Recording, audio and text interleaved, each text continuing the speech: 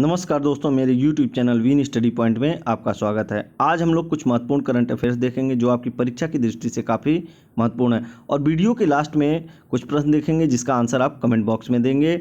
और यदि अभी तक आपने मेरे चैनल वीन स्टडी पॉइंट को सब्सक्राइब नहीं किया तो सब्सक्राइब कर लें और बेल आइकन दबाएँ ताकि आपको नया नोटिफिकेशन प्राप्त हो सके। आइए हम लोग क्वेश्चन देखते हैं।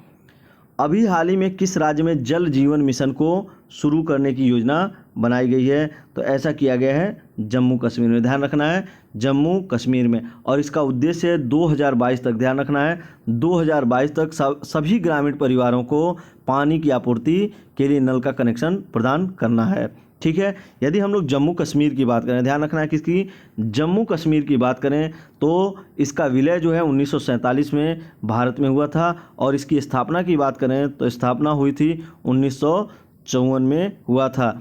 लेकिन उस समय इसका अपना संविधान था। भारत का एक यही अपवाद था जिसका अपना संविधान था। लेकिन 2019 में संशोधन कर इसको जो है राज्य का दर्जा इसका समाप्त कर दिया गया। राज्य का दर्जा समाप्त कर इसको जो है 2 केंद्र शासित प्रदेशों में बदल दिया गया। 2 केंद्र शासित प्रदेश, जम्मू कश्मीर और लद्दाख, 2 केंद्र शासित प्रदेश बन गए। और संशोधन जब हुआ तो 5 अगस्त 2019 को राज्यसभा में पेश किया गया। ध्यान रखना है राज्यसभा में। और लोकसभा में 6 अगस्त 2019 को पेश किया गया। और 9 अगस्त 2019 को राष्ट्रपति की अनुमति प्राप्त हो गई। और 31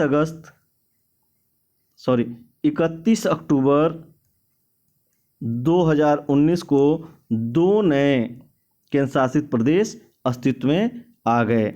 यदि हम लोग जम्मू कश्मीर की बात करें तो वहाँ के उपराज्यपाल हैं, पहले उपराज्यपाल गिरीश चंद्र मुर्मू हैं। ध्यान रखना कौन है, गिरीश चंद्र मुर्मू हैं। और लद्दाख की बात करें तो लद्दाख के उपराज्यपाल हैं राधा कृष्ण माथुर। ध्यान रखना पहले राधा कृष्ण माथुर यहाँ के पहले उपराज्यपाल हैं। अगला क्वेश्चन देखते हैं। अभी हाल ही में किस राज्य सरकार ने अपने पुलिसकर्मियों को कर्मवीर पदक से सम्मानित करने का फैसला किया है? तो ऐसा किया है मध्य प्रदेश सरकार ने। ध्यान रखना कौन किया है, मध्य प्रदेश सरकार ने। और मध्य प्रदेश सरकार ने कोरोना के खिलाफ लड़ाई में 30 दिनों तक अपनी सेवा देने वाले सभी पुलिसकर्मी, ध्यान रखना है 30 दिनों तक अपनी सेवा देने वाले सभी पुलिसकर्मियों को कर्मवीर पदक से सम्मानित करने का फैसला किया है। यदि हम लोग मध्य प्रदेश की बात करें तो मध्य प्रदेश के मुख्यमंत्री कौन है, शिवराज सिंह चौहान है। राज्यपाल की बात करें तो लालजी टंडन है। और राजभाषा की बात करें तो यहाँ की राजभाषा हिंदी है। राजभाषा कौन सी है, हिंदी। और कौन सी है, सिंधी है। सिंधी और हिंदी यहाँ की राजभाषा है। यदि हम लोग विधानमंडल की बात करें तो यहाँ पर विधानसभा में सीटों की संख्या 231 है। ध्यान रखना कितनी है, विधानसभा की सीटों की संख्या 231 है। यदि हम लोग राज्यसभा की सीटों की संख्या की बात करें तो 11 राज्यसभा सीटें हैं। और लोकसभा सीटों की बात करें तो 29 सीटें लोकसभा की हैं। अगला क्वेश्चन देखते हैं। अभी हाल ही में किस सोशल मीडिया कंपनी ने स्थायी तौर पर अपने कर्मचारियों को वर्क फ्रॉम होम की इजाज़त दे दी है? तो ऐसा किया है ट्विटर ने। और ट्विटर की बात करें तो इसकी स्थापना हुई थी 15 जुलाई 2006 को स्थापना हुई थी। अगर संस्थापक की बात करें तो जैक डोर्सी, नोह ग्लास, ध्यान रखना है जैक डोर्सी, नोह ग्लास, बीज स्टोन, ध्यान रखना है बीज स्टोन। और इवान विलियम्स इसके संस्थापक हैं। अगर इसके हेडक्वार्टर की बात की जाए तो सैन फ्रांसिस्को और कैलिफोर्निया यूनाइटेड स्टेट में इसका हेडक्वार्टर है। अगला क्वेश्चन देखते हैं। अभी हाल ही में किस मंत्रालय ने चैंपियन पोर्टल लॉन्च किया है? तो यह किया है सूक्ष्म, लघु और मध्यम उद्योग मंत्रालय ने, ध्यान रखना कौन, सूक्ष्म लघु और मध्यम उद्योग मंत्रालय ने किया है। यदि चैंपियन पोर्टल की बात करें तो यह उद्यमियों की शिकायतों को सुलझाने प्रोत्साहित करने के लिए बनाया गया है। यदि सूक्ष्म लघु और मध्यम उद्योग मंत्रालय के मंत्री की बात करें तो नितिन गडकरी, और नितिन गडकरी का पूरा नाम है नितिन जयराम गडकरी। और राज्य मंत्री की बात करें तो राज्य मंत्री प्रताप चंद्र सारंगी हैं। अगला क्वेश्चन देखते हैं, होप पोर्टल किस राज्य ने लॉन्च किया है? ध्यान रखना है, होप पोर्टल जो है उत्तराखंड राज्य ने लॉन्च किया है और इसका उद्देश्य है राज्य के कुशल, ध्यान रखना है, कुशल अकुशल युवाओं का डाटा बनाना और उसके आधार पर रोजगार स्वरोजगार हेतु अवसर उपलब्ध कराना है।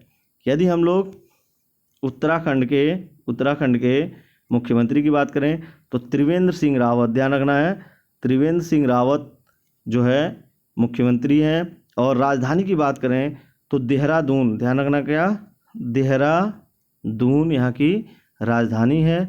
राज्यपाल की बात करें तो बेबी रानी मौर्य, ध्यान रखना है, बेबी रानी मौर्य यहाँ की राज्यपाल हैं। और विधानसभा सीटों की बात करें तो यहाँ की 71 विधानसभा सीटें हैं और राज्यसभा सीटों की बात करें तो 3 सीटें राज्यसभा की हैं और लोकसभा की सीटों की बात करें तो 5 सीटें लोकसभा की हैं।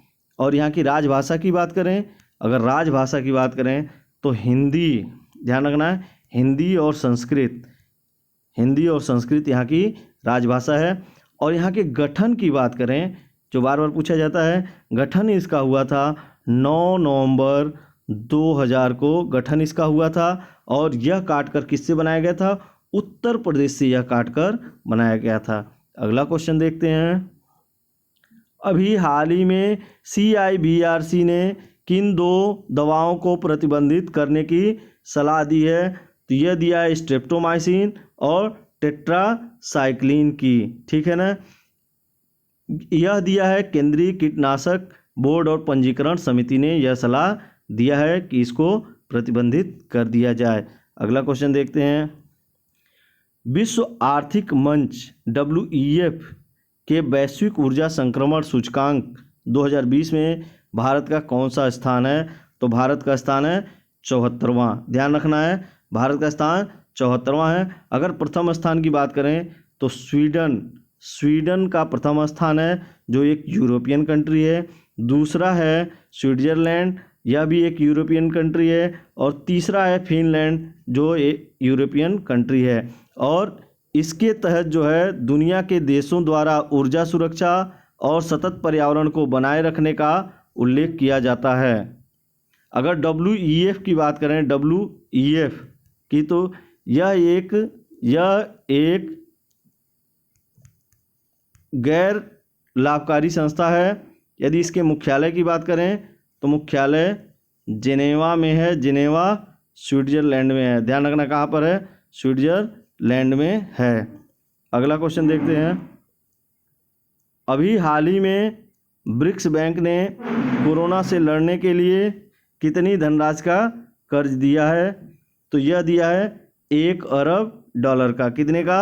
$1 अरब का दिया है। यह है NDB, यदि इसकी बात करें ब्रिक्स बैंक की तो NDB, और NDB का मुख्यालय कहाँ है? शंघाई, और शंघाई कहाँ पर है? चीन में है। और इसकी स्थापना की बात करें तो इसकी स्थापना ब्रिक्स देशों द्वारा की गई है। किसके द्वारा? ब्रिक्स देशों द्वारा की गई है। ब्रिक्स में 5 देश हैं, कौन कौन से 5 देश हैं? ब्राज़ील, रसिया, इंडिया, चाइना और साउथ अफ्रीका हैं। अगला क्वेश्चन देखते हैं, निम्न में से किस पूर्व बॉक्सर को राष्ट्रीय डोपिंग रोधी एजेंसी के अनुशासनात्मक पैनल में दोबारा शामिल किया गया है? तो यह किया गया है अखिल कुमार को, ध्यान रखना किसको? अखिल कुमार को किया गया है। अगर हम लोग नाडा की बात करें, नाडा की बात करें तो नेशनल एंटी डोपिंग एजेंसी है, ये नेशनल एंटी डोपिंग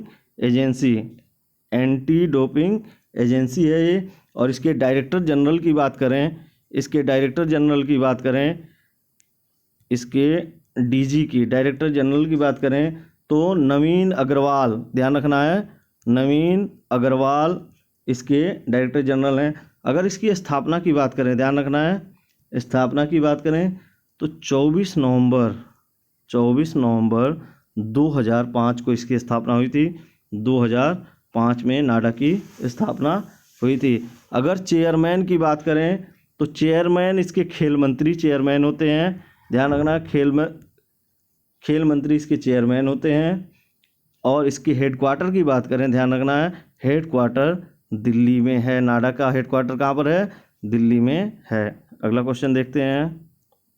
अभी हाल ही में किस राज्य ने मातृ समृद्धि योजना, ध्यान रखना है, मातृ समृद्धि योजना लॉन्च किया है? तो यह किया है पश्चिम बंगाल सरकार ने। किसने किया?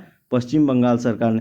पश्चिम बंगाल सरकार जो है 50,000 एकड़ बंजर भूमि को यूटिलाइज करने योग्य बना रही है। यूटिलाइज करने के लिए यह योजना शुरू की गई है और यह योजना लगभग 6 जिलों में, यह योजना जो है लगभग 6 जिलों में चलाई जाएगी, जिससे 2.5 लाख लोगों को फ़ायदा होगा। और इसके तहत जो है इस भूमि को हॉर्टिकल्चर और पीसी कल्चर के योग्य बनाया जाएगा। यदि हम लोग पश्चिम बंगाल की बात करें तो पश्चिम बंगाल की मुख्यमंत्री कौन है? ममता बनर्जी हैं। कौन है?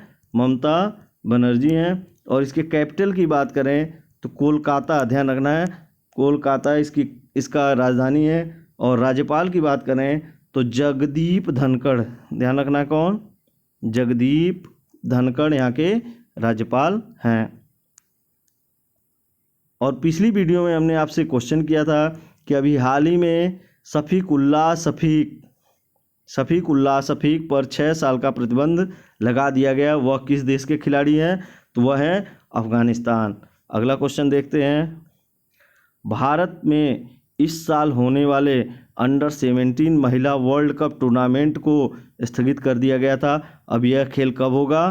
तो अब यह खेल 2021 में होगा। और आज का क्वेश्चन है, अभी हाल ही में किसने उड़ीसा के केंद्रीय विश्वविद्यालय के हेल्पलाइन नंबर भरोसा को लॉन्च किया है? तो इसका आंसर आप कमेंट बॉक्स में देंगे। और यदि यह वीडियो आपको पसंद आया है तो इसे लाइक करें, शेयर करें और मेरे YouTube channel win study point को सब्सक्राइब करें और बेल आइकन दबाएं ताकि नया नोटिफिकेशन आपको प्राप्त हो सके। धन्यवाद।